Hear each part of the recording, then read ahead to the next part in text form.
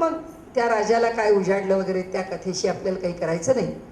पण याज्ञवल्क्यांनी एवढंच सांगितलं की गुरुजी आता मी आपल्या इथे राहू शकत नाही.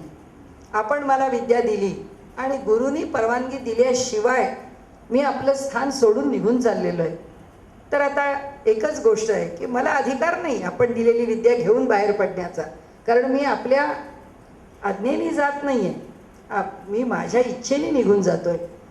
तर मी जाण्याच्या पूर्वीच माझा जो वेद आहे तो वेद मी इथे सोडून जाणार आहे, मी तो घेऊन जाणार नाही. आणि अधिकारी शिष्य आहे, त्यांनी त्या वेदाला नुसतं कंठस्थ नाही केलं, त्यांनी त्याला आपल्या पश्चंती वाणीत नाही ठेवलं, त्यांनी नाभिस्थानाशी असलेली जी परावाणी आहे त्या वाणीत तो वेद सिद्ध केलेला आहे. आणि त्यामुळे तो म्हणाला आता मी जो सिद्ध केलेला वेद आहे तो आपल्या ठिकाणी सोडून निघून जातो आणि मला जो अभ्यास करायचा आहे मी माझ्या पद्धतीने करेन, पण आता पुन्हा याचा उच्चार करणार नाही.